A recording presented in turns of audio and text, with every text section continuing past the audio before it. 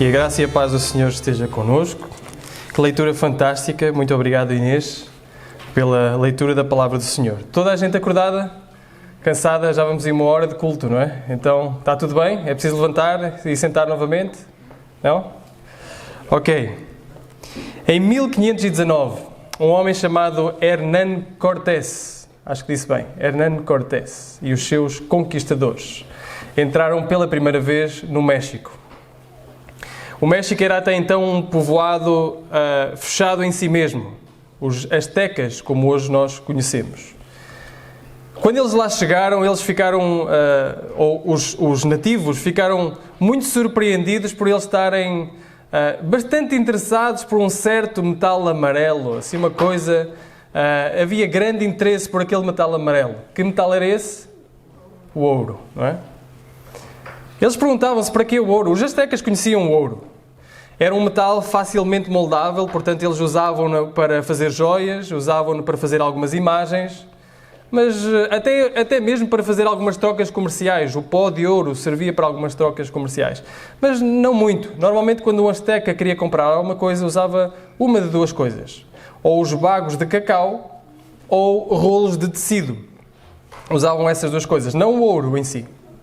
Portanto, havia uma certa curiosidade para saber que grande interesse, o porquê de grande interesse no ouro. Afinal, o ouro não se pode comer, o ouro não se pode beber, o ouro nem sequer dá para fazer armas muito resistentes. Portanto, porquê este tão grande interesse no ouro? Então perguntaram a Cortés o porquê desse grande interesse. E a resposta dele ficou para a história e ele respondeu o seguinte: porque eu e os meus companheiros sofremos de uma doença de coração que só pode ser curada com o ouro.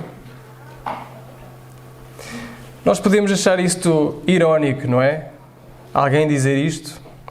Mas a verdade é que nós passamos muito tempo a pensar no ouro. Nós passamos muito tempo da nossa vida, gastamos muita energia a pensar no dinheiro. Nós até podemos dizer que não é? Fazemos como aos chutes e pontapés. Conhecem a música? Não? Ele diz assim: o dinheiro para mim não conta, eu trabalho por prazer. Conhecem essa música? Mas o dia que eu mais gosto é o dia de São Receber. eu trabalho por prazer, não é? Mas o dia que eu mais gosto é aquele em que o dinheiro cai na conta.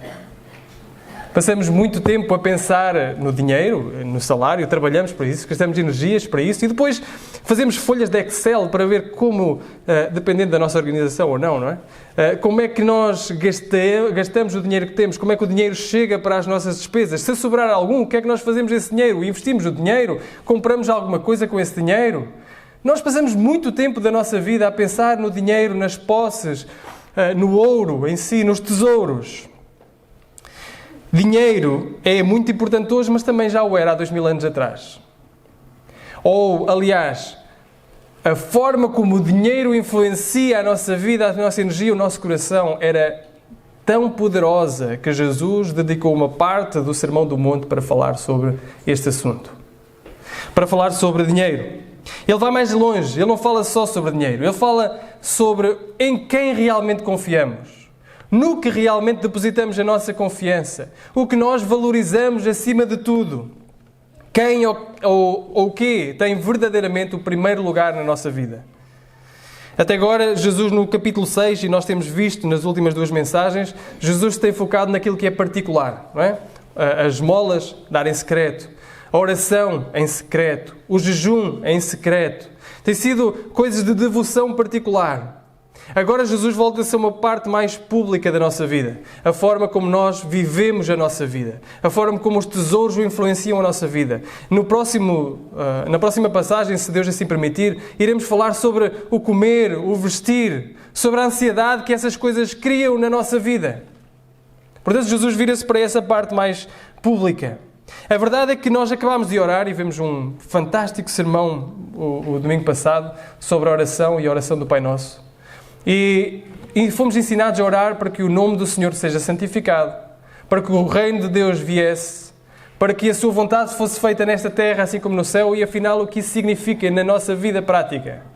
Jesus diz aqui que isso tem diretamente relação com o dinheiro. Ora, sobre dinheiro, a igreja falar sobre dinheiro não é algo muito popular, pois não? Parece sempre enviosado, parece sempre a falar sobre algo de que vai usufruir. Mas nós só ficaremos surpresos em relação a este tópico, ou a falar deste tópico, a Bíblia a falar deste tópico, se não a lermos. A Bíblia tem mais de 2000 versículos relacionados com as posses, com o dinheiro. Para cada versículo de fé e oração, há pelo menos 2 versículos relativos a dinheiro. Jesus, aliás, falou mais sobre dinheiro, ou a nossa relação com o dinheiro, do que falou sobre céu e inferno. Porque isso tem uma direta correlação em relação ao nosso coração. Tem uma linha direta àquilo que é a nossa vontade, ao nosso tempo, à nossa energia. E por isso Jesus se preocupa com isso. Jesus, uma coisa que nós devemos pensar logo a priori é que Jesus quer o nosso bem. Amém? O nosso melhor. Ele quer aquilo que é melhor para nós. Portanto, se Jesus fala aqui sobre uma coisa que influencia tanto a nossa vida, no final das contas, e o meu desejo é que nós nos sintamos desejosos de obedecer ao Senhor, porque sabemos que o que Ele tem é o melhor. Ele não nos quer tirar nada. Ele quer nos dar tesouros muito melhores. É esse o ponto. Portanto, vamos olhar para esta passagem maravilhosa. Jesus, como já lemos, Jesus começa com uma premissa. E a premissa vai permear todos estes versículos que nós lemos. Jesus fala sobre uma premissa, sobre uma exortação, sobre uma ordem, e depois explica o porquê dessa ordem, e depois dá exemplos para percebermos melhor o porquê dessa ordem. No versículo, a partir do versículo 22 até ao 24. Portanto, qual é a ordem que Jesus dá? Jesus diz assim: não ajunteis tesouros na terra, mas, versículo 23, ajuntai tesouros nos céus. Esta é a ordem, esta é a exortação, isto é aquilo que Jesus disse. Não ajuntais tesouros na terra, mas ajuntai tesouros nos céus. As riquezas, as posses, o dinheiro é algo que tem capacidade de influenciar o nosso coração, capacidade de influenciar a forma como nós determinamos o tempo que gastamos, a nossa energia. Portanto, Jesus tem uma preocupação em mexer com este assunto, mexer com o tópico do dinheiro. Agora, antes de entrarmos e vermos aquilo que Jesus quer dizer, creio que será útil vermos aquilo que Jesus não quer dizer em primeiro lugar. Quando Jesus diz, não ajunteis tesouro na terra, o que Jesus não quer dizer em relação a isto? Em primeiro lugar, Jesus não está contra nós termos propriedades, termos posses, termos dinheiro. Jesus não é contra, a palavra não é contra. Jesus, aliás, existem vários exemplos nas Escrituras de pessoas de posses e de bem. Vai lá em Lucas, capítulo 8, lemos sobre algumas mulheres de posses que supriam as necessidades de Jesus e os seus discípulos. Mais à frente vemos um homem chamado José de Arimateia, um homem de posses, que cedeu o seu próprio sepulcro para Jesus. Nós vemos, por exemplo, isto, já lemos quando falámos de Lídia, quando falámos de Filipenses. Lídia, uma mulher de posses que cedeu a sua casa a Paulo para pregar o Evangelho. Portanto, não existe aqui nada contra as posses, contra as propriedades, contra o dinheiro. Não existe. Jesus não está a falar diretamente contra isto. Jesus está a ir mais além. Segundo lugar, nós já tivemos um estudo relativamente pouco tempo, sobre dinheiro também na igreja. E o Daniel, na altura que deu esse estudo, ele falou-nos sobre algumas dicas de como economizarmos e como isso era algo bíblico. E isso é verdade. Jesus não está contra, em segundo lugar, nós economizarmos. Aliás, a Bíblia louva, lá em Provérbios, a formiga que se precavê no verão para as necessidades do inverno. Portanto, Jesus não está contra nós sermos precavidos, nós sermos sábios na gestão daquilo que Deus nos dá. Aliás, Paulo diz mais à frente que aquele que não cuida, aquele que não provê para os seus, principalmente os que são da fé, são piores que os incrédulos. Não é? Portanto, a Bíblia não faz isso, Jesus também não está a fazer. Terceiro lugar, Jesus também não está contra desfrutarmos das coisas boas que a vida tem, dos dons de Deus que Deus nos dá. Jesus não está contra isso. Aliás, a Bíblia não é contra nós desfrutarmos e darmos glórias a Deus por aquilo que Deus nos dá. E em último lugar, Jesus não está a falar somente para aqueles que têm muito. Ora, agora podia estar aqui alguém, ou quase todos, a pensar assim: para mim não é, eu não tenho nada. Eu não tenho nada. Olha a conta bancária, está a zeros. Jesus está a falar para pessoas que têm muito. Não, Jesus está a falar para pobres e ricos.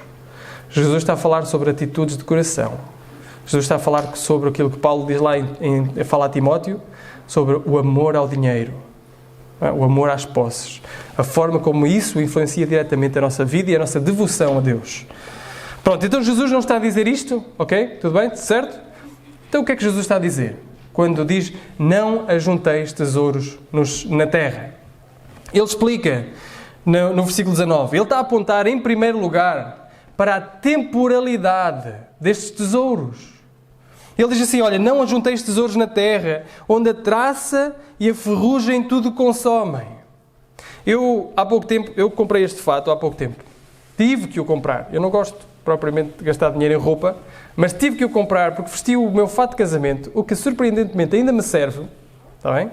Ainda me serve o fato de casamento, mas estava cheio de buracos.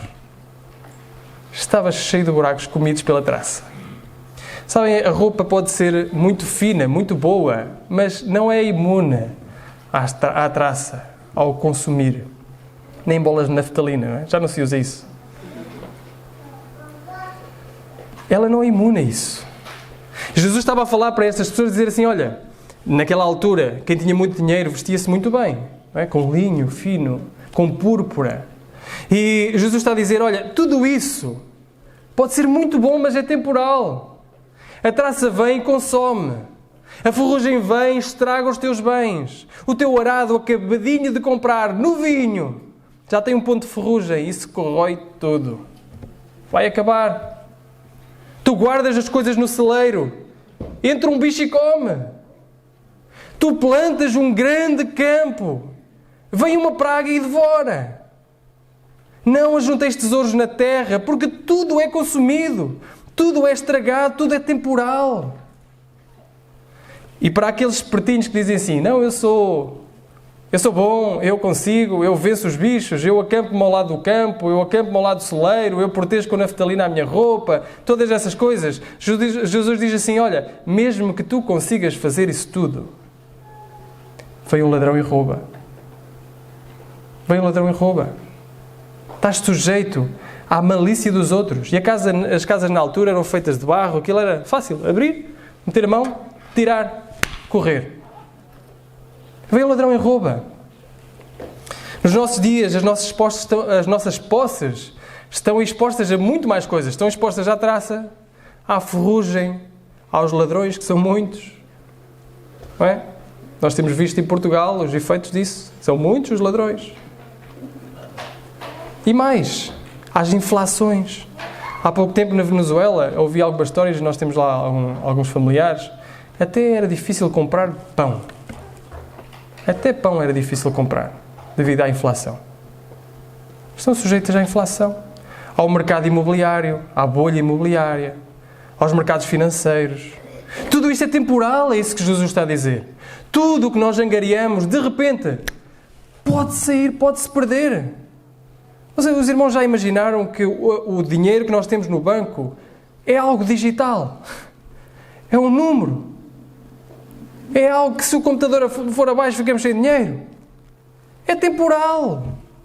É isso que Jesus está a dizer. É temporário. E mesmo que sejas afortunado o suficiente para viver uma vida inteira, sem traça, sem ferrugem, sem ser roubado por ladrões, e no final da tua vida tu possas te gabar de ter sobrevivido a tua vida sem ser afetado por nada, o pregador, lá em Eclesiastes, nos diz algo muito sábio. E ele diz assim, como saiu do ventre de sua mãe, assim nu voltará, indo-se como veio. Nada tomará do seu trabalho que possa levar na sua mão. O pregador diz, tu vieste nu e vais voltar nu. Até a roupa que tu levas no corpo se vai deteriorar no caixão. Tudo o que tu tens, para quem fica? Pergunta na parábola em relação àquele que quis fazer os celeiros e diz, olha, agora vou gozar. Tudo o que tu tens, para quem vai ficar? Afinal, nós não podemos levar nada connosco. Chegamos ao mundo nus e vamos sair deste mundo nus.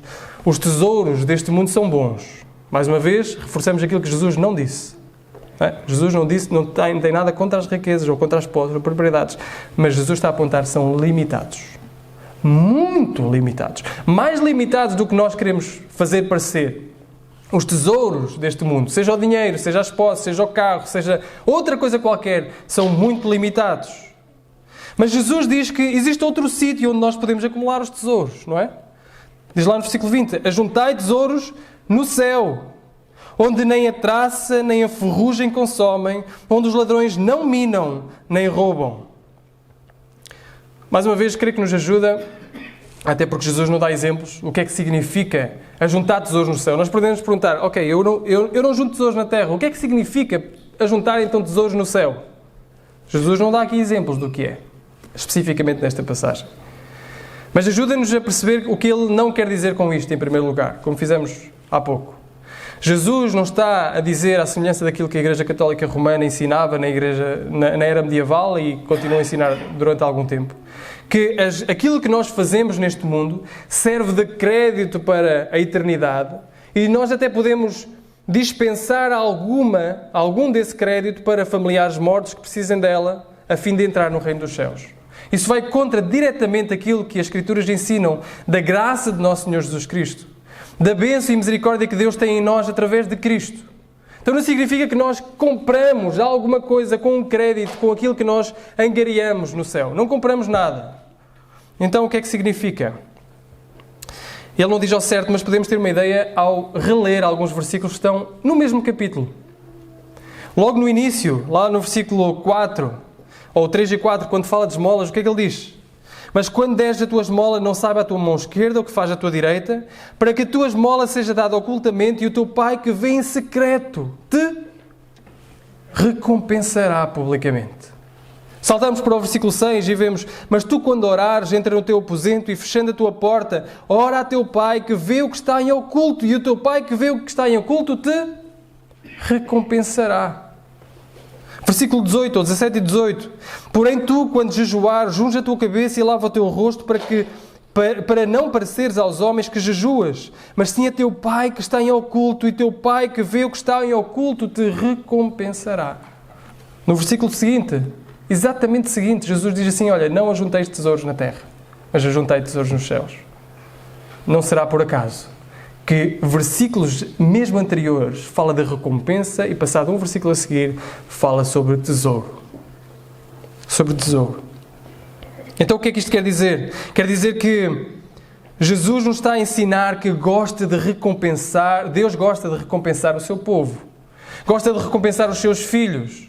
Mediante aquilo que eles vão fazendo, Ele gosta e tem prazer em recompensar os seus filhos que andam no seu caminho, como um pai e uma mãe, que ama incondicionalmente o filho, mas que por vezes necessita de o disciplinar e não o ama menos que isso, e por vezes gosta de o recompensar e não o ama mais por isso. Jesus, ou Deus, ama-nos igualmente, mas gosta e tem prazer de nos recompensar. Algumas dessas recompensas podem ser usufruídas já aqui e agora.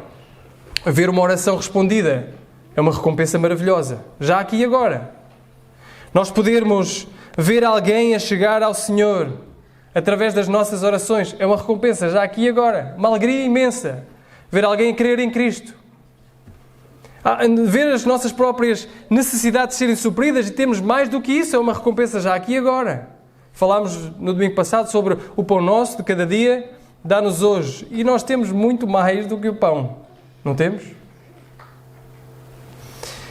Experimentar o encorajamento do Espírito Santo, a presença de Deus, pode ser uma recompensa já aqui e agora. Mas são coisas que perduram para toda a eternidade. São recompensas, são bênçãos, são tesouros que não se podem perder. A traça não pode consumir, a ferrugem não pode consumir, o ladrão não pode roubar. Lá em Romanos capítulo 8, Paulo diz assim: olha, quem me pode separar do amor de Deus? É isto ou aquilo, ou até a morte, ou até a vida. Nada disto me pode separar do amor de Deus que está em Cristo Jesus, nosso Senhor. Nada pode roubar aquilo que nós temos em Jesus. Nada pode roubar a recompensa eterna que temos ao obedecer, ao sermos fiéis ao Senhor, ao amarmos o Senhor. Este tipo de tesouro celestial é resistente ao tempo. Este tipo de tesouro celestial é resistente às tragédias, ao decaimento, à deterioração. O que significa então investir a nossa vida como recompensa ou com comportamentos porque o Pai recompensa? Olhando para trás, isso significa o quê? Significa que quando oramos, existem tesouros guardados para aquele que dobra o joelho. Existem tesouros celestiais para aquele que dobra o seu joelho a orar. Quando nós pedimos que o seu reino venha, quando nós pedimos que seja feita a sua vontade, assim na terra como no céu, existem tesouros que nós estamos a angariar nos céus. Quando nós jejuamos, quando tiramos um momento específico da nossa semana, um dia específico da nossa semana, para nos arrependermos de algum pecado específico, para pedirmos a misericórdia de Deus, para orarmos uns pelos outros, existe recompensa para aquele que o faz. Em secreto. Quando nós damos generosamente, quando em resposta ao amor que nós recebemos, nós damos generosamente, pegamos no dinheiro que nós poderíamos investir na nossa segurança, no nosso conforto, e damos generosamente aos outros, existe recompensa guardada para aquele que assim o faz. Quando usamos aquilo que Deus nos dá para abençoar os outros. A pergunta muitas vezes é, e já falámos e repetimos, que não existe nada de mal em si nas posses, as riquezas, mas a pergunta é, porquê é que os queremos? Porquê é que queremos uma casa? É para usufruirmos única e exclusivamente nós mesmos? Nos servirmos a nós mesmos? Ou servir os outros através desse bem? Porquê é que queremos um carro? É para abençoar outros? Ou para nos satisfazer somente a nós? Porquê é que queremos o que queremos? Jesus diz que existe recompensa para aquele que dá generosamente. Isto não é uma obediência farisaica. Nós podemos cair no erro dos fariseus, que era exatamente aquilo que Jesus estava a combater, e de repente começar, então, olha, eu preciso de orar, eu preciso de jejuar, eu preciso de dar, e então vou ser recompensado e juntar tesouros no céu. E fazemos isso mecanicamente. Esquecemos o que Jesus tem vindo a falar todo o sermão acerca da obediência àquilo que significa a verdadeira justiça. Significa ter um coração transformado à forma de Deus, àquilo que Deus é. Deus é um Deus misericordioso, Deus é um Deus bondoso, Deus é um Deus que nos deu muito mais do que aquilo que nós precisávamos. Deus é um Deus que supriu as nossas necessidades físicas, acima de tudo, espirituais. E quer ver o seu povo transformado nesse mesmo sentido. Um povo com coração que dá generosamente e que tem um coração misericordioso e bondoso à semelhança do seu Pai. Jesus está-nos a chamar a mais do que uma mera obediência mecânica. Jesus está a dar-nos um novo coração. Jesus está a reorientar os nossos olhos. Jesus está a dar-nos um novo amor. A retirar os nossos dedos dos tesouros perecíveis, momentâneos, vulneráveis e colocar os nossos dedos num tesouro que não se perde. Um tesouro que é eterno. Um tesouro que não é consumido. D.A. Carson, ele diz algo, eu vou citar, é um pouco longo, mas é muito bom para nós refletirmos. Ele diz assim: não é apenas uma questão de receber recompensas no final. É muito mais do que isso. Porque as coisas que estimamos de facto governam a nossa vida. O que nós valorizamos nos direciona a mente e as emoções e consome o nosso tempo. Pois ficamos planeando, sonhando acordados, esforçando para alcançá-las. Como disse Jesus, porque onde estiver o teu tesouro, aí estará também o teu coração. Se alguém deseja, acima de qualquer coisa, ganhar muito dinheiro, comprar uma casa luxuosa, esquiar nos Alpes ou velejar no Mediterrâneo, assumir o controle da sua empresa ou comprar a empresa do concorrente, construir uma boa reputação, obter aquela tão sonhada promoção, defender uma posição política ou ser nomeado para um cargo político, será devorado por esses objetivos e os valores do reino serão postos de lado. Note que nenhum dos objetivos que mencionei é intrinsecamente mau, mas nenhum deles tem valor supremo. Portanto, qualquer um deles pode tornar-se mau se for considerado o nosso maior tesouro e assim usurpar o lugar que pertence ao reino. A situação é muito pior quando os objetivos são de facto maus. O princípio, porém, é o mesmo. Pensamos nos nossos tesouros, somos atraídos por eles, somos inquietados, medimos as outras coisas e as outras pessoas em relação aos nossos tesouros. Infelizmente isto é tão real que qualquer um de nós que examine com sinceridade consegue descobrir quais são os seus verdadeiros tesouros, apenas analisando os seus desejos mais profundos. Jesus diz no versículo 21, onde estiver o nosso tesouro, aí estará o nosso coração. Este é o problema maior. O primeiro problema que Jesus aponta é que o tesouro é algo que se perde, que não vale muito. Vale o que vale. Mas o segundo problema, Jesus diz, é que se nós olharmos para onde depositamos o nosso tesouro, iremos ver lá o nosso coração. Esse é o problema. O problema é que o nosso coração está lá. As nossas emoções, o nosso sentido, o nosso olhar, a nossa energia, tudo aquilo que nós temos está lá depositado, no nosso tesouro. E se o nosso tesouro estiver na terra, nós vamos gastar a nossa energia, o nosso tempo, o nosso pensamento nisso e não no reino. Esse é o grande problema. Se nós buscarmos carros, casas, viagens, roupas, joias, fama, é isso que nós vamos adorar. É isso que vamos pensar. Eu não sei se vocês são como eu, mas eu demoro muito tempo a adormecer. Algum tempo. Pelo menos comparado com a minha esposa, que é muito rápida. Tenho uma inveja santa dela. Mas, como estou na cama, de olhos fechados, a pensar, muitas vezes a minha mente foge para coisas, não é? Para preocupações, para o planeamento. Irmãos, o que é a nossa mente? Ou para onde foge a nossa mente quando estamos em repouso? Quando estamos sem fazer nada? Quando estamos desocupados? É aí que está o nosso coração. Foge para Deus? Foge para orar? Para nos contristarmos diante de Deus? Foge para pensar nas necessidades dos outros? Foge única e exclusivamente para nós. Esse é o problema. E Jesus usa duas imagens agora, duas imagens já de seguida. Ele diz, olha, onde a candeia do corpo são os olhos, de sorte que se os teus olhos forem bons, todo o teu corpo terá luz, se porém os teus olhos forem maus, o teu corpo será tenebroso. Se portanto a luz que em ti há são trevas, quão grandes serão tais trevas? Quase tudo que o nosso corpo faz depende da nossa capacidade de ver. Eu sei que existem pessoas sem visão que desenvolvem outras capacidades para enfrentar a vida. Mas quase tudo o que nós fazemos na vida depende da nossa capacidade de ver. O simples facto de correr depende da nossa capacidade de ver. Pular, atravessar uma estrada, cozinhar, costurar, depende da nossa capacidade de ver. Ajuda-nos, a visão ajuda a orientar o corpo. O corpo vai atrás da visão. Se nós tentarmos, eu não consigo fazer isso. Mas, aliás, nunca tive esse problema. Isso é um problema. Aquelas pessoas que perdem elasticidade nos músculos num olho. Não sei se já tiveram isso. Isso às vezes são questões também resolvidas. E pode acontecer. E um olho olha para um lado e o outro olha para o outro. Ou seja, descai. Não consegue acompanhar o olhar. O foco da pessoa que está a passar por esse problema é quase nenhum.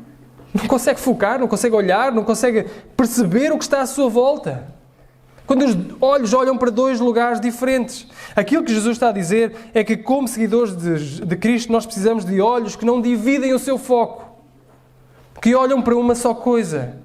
Que olham para o céu, que olham para Deus, que olham para os tesouros celestiais. Se o nosso olhar estiver focado em Deus, o nosso corpo irá atrás. Se o nosso olhar estiver focado em Deus, os nossos tesouros, aquilo que nós perseguimos, serão celestiais. Sim, vamos continuar a viver neste mundo. Sim, precisaremos de continuar a trabalhar. Sim, devemos ser os melhores trabalhadores no nosso local de trabalho. Sim. Mas não porque ambicionamos e somos cobiçosos, porque queremos mais dinheiro. Não porque desejamos honrar o Senhor com o nosso trabalho, com o nosso dinheiro, com o nosso tempo, com a nossa energia. Esse é um foco correto. Nós não podemos dividir o nosso foco, a nossa visão, entre as coisas deste mundo e as coisas da terra. Jesus diz, se por estes teus olhos forem maus, o teu corpo será tenebroso. O teu corpo cambaleará. E o versículo 24 ajuda-nos a continuar esta ideia com outro exemplo. E diz, olha, ninguém pode servir a dois senhores, porque ou há de odiar um e amar o outro, ou se dedicar a um e desprezar o outro. Não podeis servir a Deus e a Mamon ou às riquezas. Mais uma vez, uma dualidade. Luz ou trevas, ou tesouros no céu, tesouros na terra. Terra, céu primeiro. Luz ou trevas e dois senhores. Duas dualidades. Ninguém pode fazer isso. Tu dizes assim, olha, eu trabalho full time no meu emprego e ainda faço um part-timezito aí às vezes. Mas não está a falar sobre isso. Jesus não está a falar sobre isso. Jesus não está a falar sobre ter dois empregos. Jesus está a falar sobre ter dois senhores. São dois escravos que não podem dividir a sua lealdade. Um escravo está devotado 100% ao seu senhor. 80% a um e 20% ao outro não chega. É preciso 100% ao seu senhor. Quando tentamos dividir lealdades, nós perdemos a lealdade dos dois. Quando temos que escolher a quem servir, nós vamos escolher um ou outro. Não dá para escolher os dois. É isso que Jesus nos diz. Nós, quando consideramos Jesus como o segundo melhor, nós não estamos a servir nem a Jesus, nem às riquezas. Ou poderemos estar até a servir as riquezas que partilha a sua lealdade, mas a Jesus nunca. Nós temos que escolher. Iremos focar a nossa vida espiritual, o nosso olhar, o nosso coração, a nossa devoção, a nossa energia, nos tesouros celestiais ou nos tesouros terrenos. Irás servir, viver a tua vida, gastar a tua energia, gastar o teu tempo para servir o dinheiro ou servir a Deus. Jesus nos está a dizer que nós devemos viver a nossa vida de tal forma que ajuntemos tesouros nos céus e que não cometemos o erro de investir mal aquilo que temos. Investir mal o nosso tempo. Não podemos ter lealdades misturadas. Não podemos ter prioridades misturadas. Não podemos dividir. Não quer dizer que todo o nosso dinheiro tenha que ir para uma instituição cristã ou a igreja ou outra coisa qualquer. Não quer dizer nada disso. Já falámos sobre isso. Volto a frisar para não ficarem com a ideia errada. Mas quer dizer que o meu foco é o Senhor, o seu reino, a sua vontade ser feita, o seu nome ser santificado. O meu foco é esse. O que é que isto quer dizer depois na vida prática? Quer dizer que, por exemplo, eu corro sempre riscos, no final queria dar aspectos práticos, mas corro sempre riscos de nós ficarmos com uma lista de coisas a fazer e esquecermos o coração transformado. Mas pensem sempre num coração transformado antes da lista a fazer. Isto quer dizer, por exemplo, que quando eu recebo do meu patrão uma promoção para ganhar mais 100 euros, por exemplo, eu devo avaliar com os olhos postos no reino. 100 euros é bom, receber mais 100 euros todos os meses, muito bom. Mas isso significa que eu vou perder a minha devoção, não vou poder estar presente nos cultos, agora significa isso? Então, por amor ao reino, por amor ao tempo em oração, por amor aos meus irmãos, eu vou recusar. Significa que na minha vida eu vou ter de pensar sempre com os olhos postos no reino. Uma promoção não é necessariamente má, é boa, é muito boa. Aliás, até nos pode surgir o argumento, eu vou abençoar mais irmãos com estes 100 euros. Estes 100 euros são retirados diretamente para abençoar os irmãos. Mas é mesmo isso que tu queres? É mesmo isso? Devemos avaliar o nosso coração. Usar o nosso dinheiro, as nossas posses para o reino do Senhor. 100% comprometidos com a glória de Deus e o avanço do seu reino. Obviamente isto é uma passagem muito desafiadora e eu gostava de destacar agora no fim 3 formas de que nós podemos aplicar esta passagem às nossas vidas. Já temos vindo a falar sobre algumas formas, mas 3 formas principais. Primeiro, isto é um chamado ao autoexame. Ninguém gosta de... Eu particularmente não gosto de fazer exames. Não é? Ninguém gosta de autoexames. Eu descobri agora quando tive Covid, quando tive que fazer o teste por 2 vezes e tive que ir acompanhando no site da Avelab a chegada do teste para saber se estava positivo ou negativo. Descobri que não fazia análises... Débora, quanto é que era? Há 5 anos? Mais? 7 anos. A última vez que tinha feito análises ao sangue foi há 7 anos. Não gosto de fazer análises. A potencialidade de desmaiar é grande e depois não é algo que aprecio muito. Sei que há pessoas que fazem análises com grande frequência. Mas ninguém gosta de se examinar particularmente o coração. Saber perfeitamente aquilo que se passa no seu coração. Esta passagem é um convocar ao exame do coração. àquilo que nós realmente buscamos, àquilo que realmente desejamos. Que prioridades controlam os nossos planos no futuro e no passado controlaram? Nós estamos em diferentes estágios de vida. Alguns são muito pequenos ainda para pensar nestas coisas, outros já estão a pensar ou começar a pensar nestas coisas, outros já pensaram uma vida inteira nestas coisas e outros ainda estão no meio. Mas serve para todos, para pensarmos que prioridades foram, são e serão na nossa vida. Onde é que está o meu olhar e se preciso de desviar o olhar para os tesouros nos céus, para aquilo que é o Senhor. Lembrem-se aquilo que Carson disse, isto é tão real que qualquer um que examine com sinceridade consegue descobrir quais são os seus verdadeiros tesouros, apenas analisando os seus desejos mais profundos. O que é que eu desejo mais profundamente? Às vezes os tesouros não são necessariamente moedas, dinheiro. Pode ser respeito. Às vezes preferimos respeito do nosso patrão que um aumento. E fazemos tudo e vivemos tudo para isso. Pode ser fama. Pode ser qualquer outra coisa que é o nosso tesouro nesta terra para o qual nós vivemos, que nós desejamos, que nós ansiamos, gastamos tempo, gastamos energia para isso. E aquilo que o Senhor diz é que o teu foco esteja no céu. Analisa o teu coração. O que é que tu desejas? Para onde a tua mente aterra? Qual o porto seguro onde a tua mente aterra? Quando estás num momento de relax. Existe um perigo real de sermos enganados, irmãos. Jesus diz assim, se a luz que em ti há são trevas, quão grandes serão essas trevas? Isto é um perigo real de nós sermos enganados quanto a nós próprios. Se nós pensamos que temos luz, temos o foco em Deus e afinal temos o foco nas coisas desta terra, quão terrível isso é, vivemos uma vida enganados. Onde é que está o nosso tesouro? Que coisas ou que pessoas importam mais para nós? Sejamos honestos.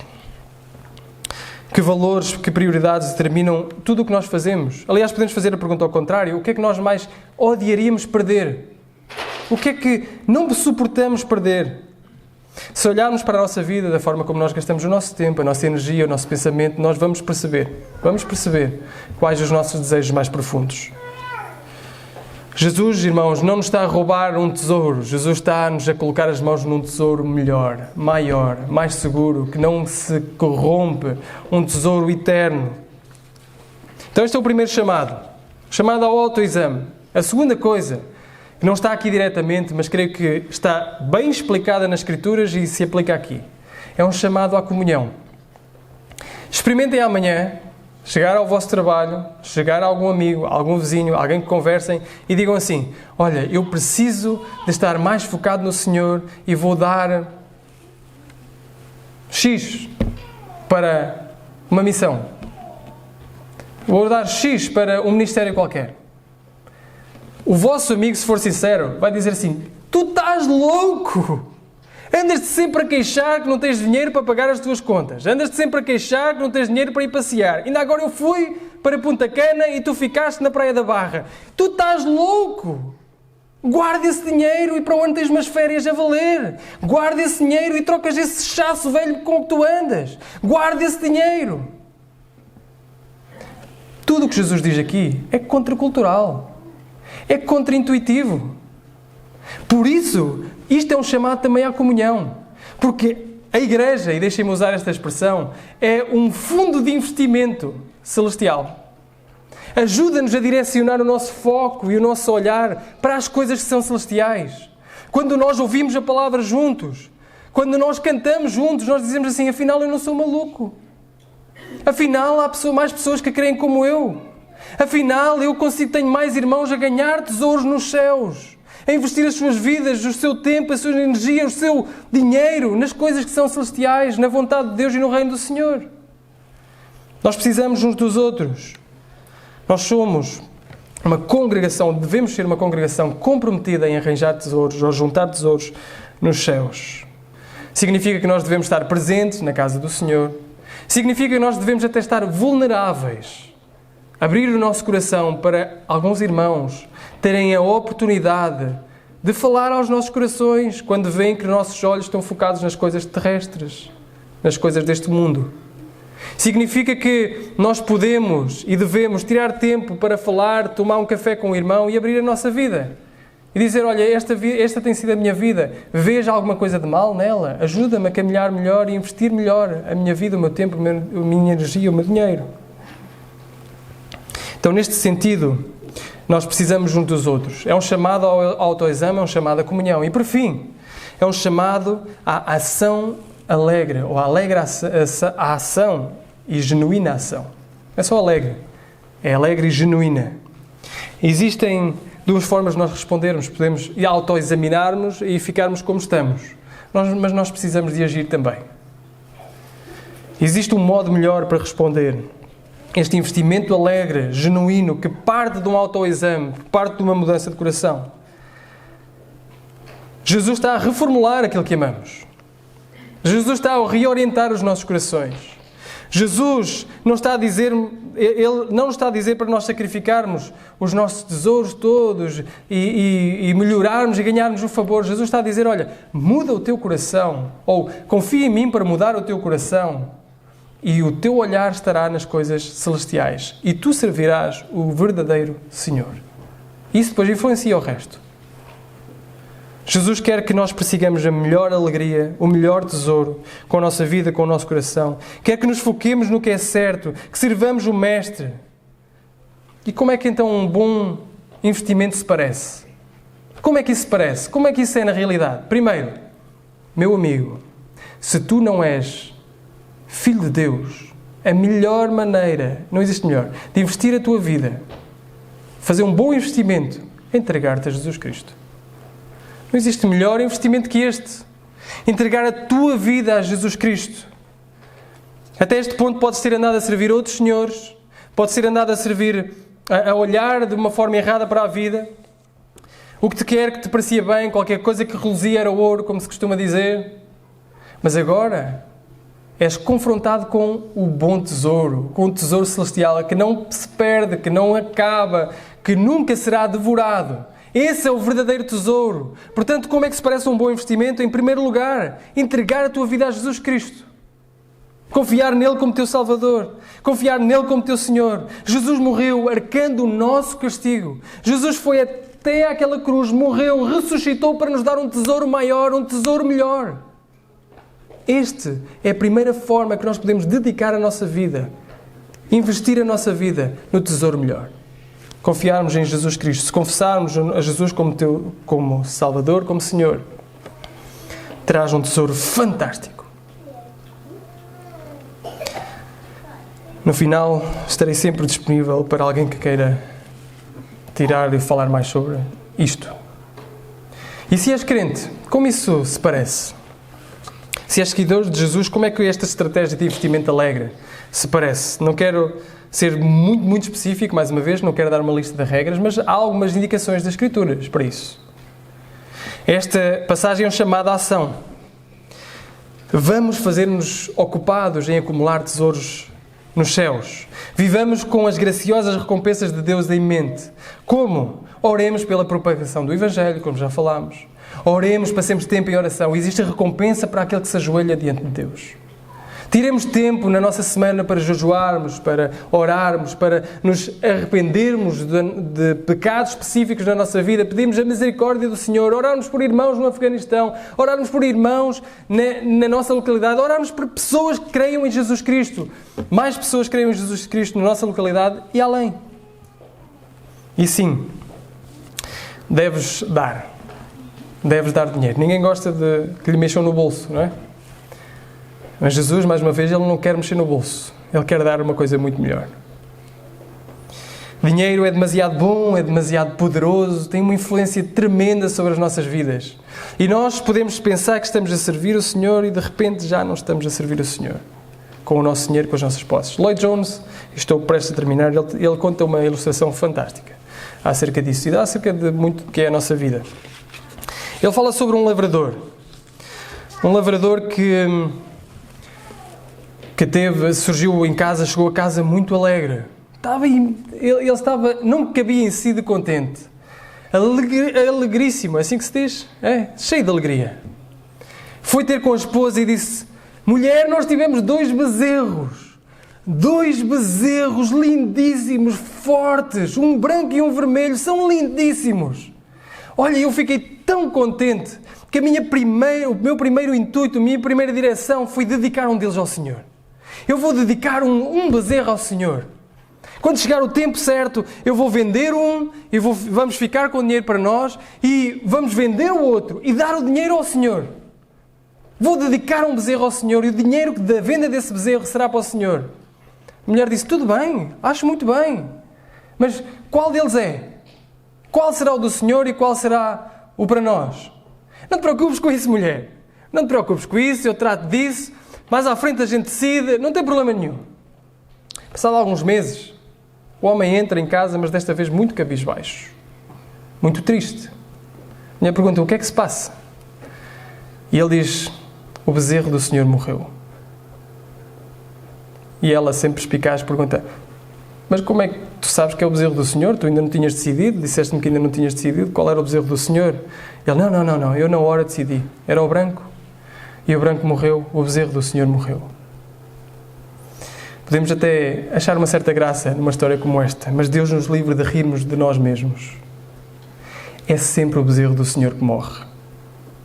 É sempre o bezerro do Senhor que morre. Nós dizemos que temos determinada quantia ou qualquer coisa que nós colocamos de lado para o Senhor, mas na primeira oportunidade, na falta, nós amamos-nos mais a nós do que ao Senhor. É sempre o bezerro do Senhor que morre. Quando o dinheiro escasseia, a primeira coisa que poupamos é nessa contribuição. Até no nosso tempo, até na nossa energia para o Senhor. Existem demasiadas coisas que recebem primazia antes do Senhor. Isto significa que ajuntarmos tesouros nos céus significa dar também. Generosamente. Dar para os pobres, sim. Especialmente às necessidades dos irmãos e irmãs na igreja. Significa dar para suportar e espalhar o Evangelho pelo mundo? Sim. Significa dar para suportar o ministério da igreja? Sim, para que cumpra o papel da igreja nesta localidade e no mundo. Acima de tudo, nós devemos ter um coração que deseja as coisas certas e o resto acompanhará. É isso que o Senhor diz. O Senhor diz, olha, tem o coração focado nas coisas certas e a tua energia, o teu tempo, as tuas posses, o teu dinheiro, tudo aquilo que tu tens, será gasto de forma correta. E termino com exemplos das Escrituras.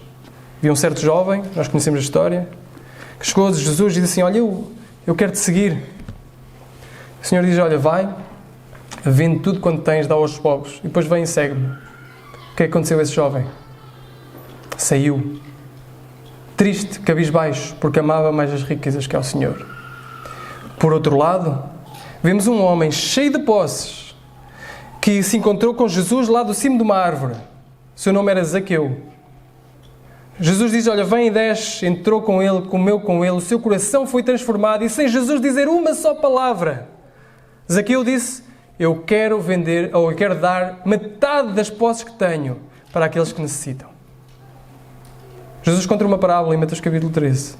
Diz que um certo homem ia passar à frente de um campo, viu um tesouro no campo. O que é que ele fez? Foi, vendeu tudo quanto tinha, alegremente. Não vendeu tudo quanto tinha, contrariado. Vendeu tudo quanto tinha, alegremente, para comprar aquele terreno onde estava o tesouro. A pergunta é, temos este foco? Temos este coração dedicado ao Senhor? Não estou a dizer, mais uma vez, para vendermos tudo quanto temos. Pode até o Senhor tocar em alguns corações para fazer isso. Mas não é essa a ordem. Não é esse o foco desta passagem. O foco é o teu coração transformado. O teu coração focado nas coisas certas. A tua mente a olhar para o Senhor. A tua vontade a servir um só Senhor. Fará que o teu tempo, a tua energia, as tuas posses, os teus recursos sejam gastos como o Senhor deseja. A juntar tesouros nos céus. Que o Senhor nos abençoe.